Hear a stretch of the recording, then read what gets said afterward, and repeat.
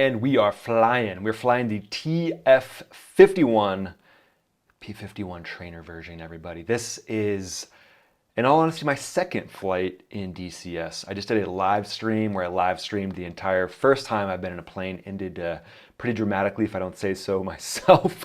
So I'm just learning the sim, and I thought it'd be fun for everybody to come along on this flight in this 51 and just talk about energy, the way that this thing uses energy.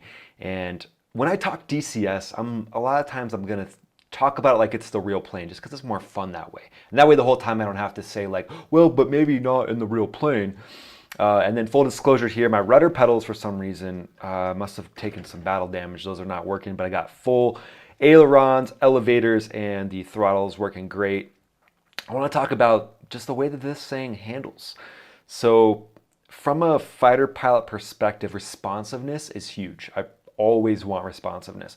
And apologies for the shorts, just got back from the gym. I've never flown a fighter with shorts on, so this is a first for me as well. Now I just need a cup of coffee and a biscotti and I'll be good to go.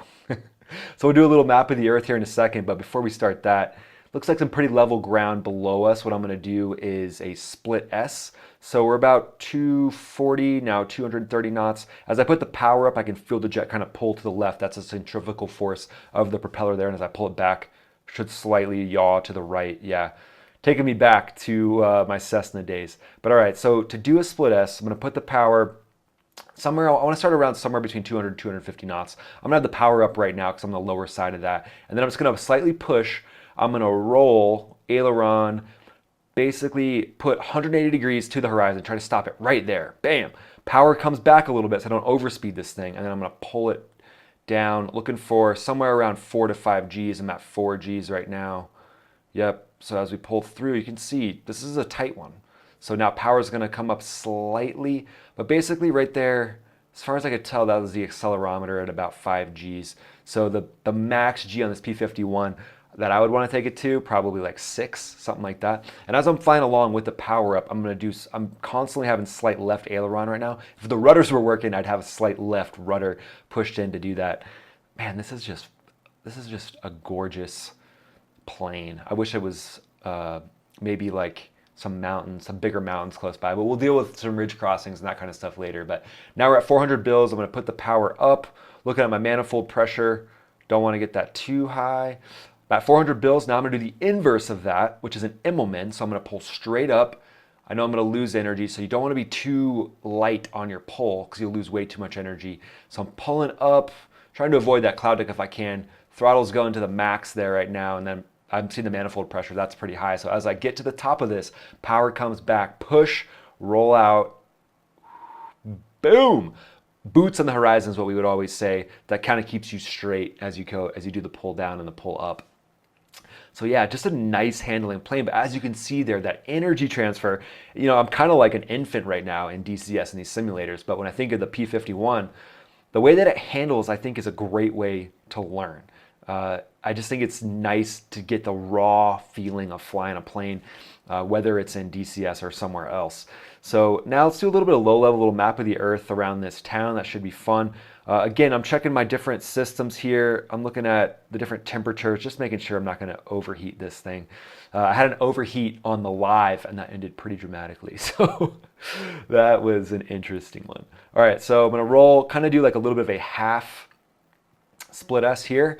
As I pull down, I'm not going to take it all the way through. I don't have enough altitude, so then I'm going to roll back to the left, check my power, looks pretty good, roll back out, and then start my pull back up, probably about a 4G pull out of that. And then it's just map of the earth flying this P-51 around here. I'll do some flip turns too, so as I put my nose up here at the top, I'm going to push, roll, and then I'm just basically just going to pull it out the other side like this. Just a nice way to just transition as you're flying from one direction to the other, and it just feels better. It just feels cooler. So no denying that. But yeah, so as I'm following the river, see I'm pushing over right here, which is kind of artificial. I wouldn't do that in an actual aircraft, but that's all right. So now I'm going to do a little map of the earth here, flying the river.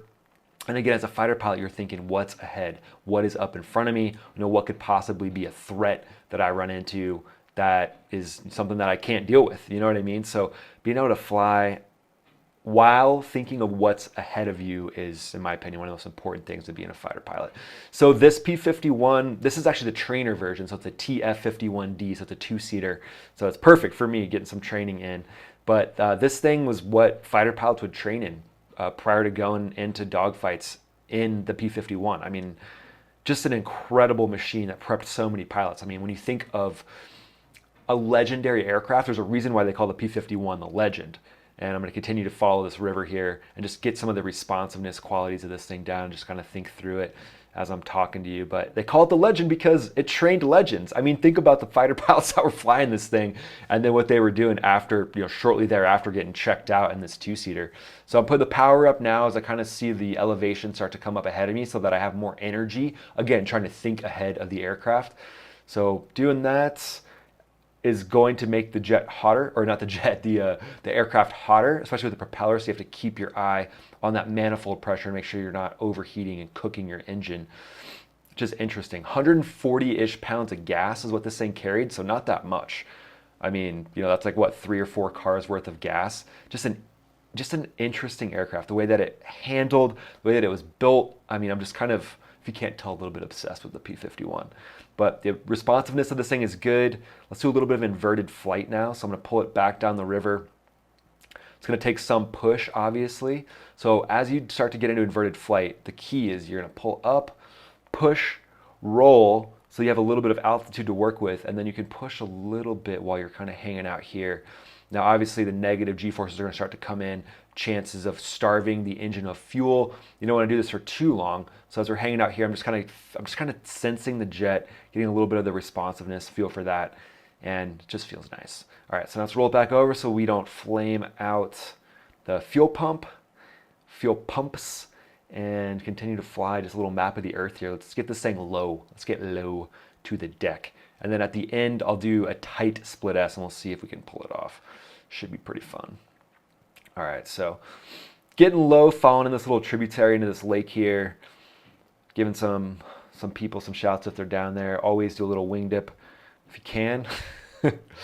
And then we're gonna get this thing low. All right, so we're gonna be looking at the right side here. You can see this pine tree come past. We're about level with that, yep. And then just kind of holding it down here, watching for trees ahead. Wingspan, I'm thinking it's around 50 feet, but I'm gonna pull up so I don't have to test it with those trees there. Now I'm just gonna fly slightly above the trees as we just kind of see some of the low level handling characteristics. Manifold pressure is getting hot, so I'm pulling it back there. And then we're just following this map of the earth here. Now, the key here is also looking out for like towers. I can see one over to my right, so looking ahead, make sure there's towers. You would do a lot of mission preparation prior to this, making sure that you're not gonna put yourself in a bad position. But could you imagine driving down this road right now and you just see this P-51? Here, I'll do a little knife edge here. So nose comes up, push, roll to the side, kind of hold at knife edge for a second. What's up, everybody? Like a farmer come down the road, it's like, what is happening? What is going on? So aviation's fun. It unites everybody. You just can't help but smile if you see a jet or a P-51 or whatever it is, some type of fighter. Anything with an F involved flying around, I think it just brings a smile to your face. If it doesn't, I don't know what to say. I don't know how to help you. I like to talk about the plane like it's the actual aircraft just because it's more fun that way. And that's what I'll do as we go throughout these. So thanks so much for being here, guys. If you would dominate that like button, please subscribe. Check out another video. That'd probably be the most helpful. And let me know if you have any other subjects you want me to cover. Follow me on Instagram. That could be fun as well. Most of all, hope you have a great day. We'll catch you on the next video.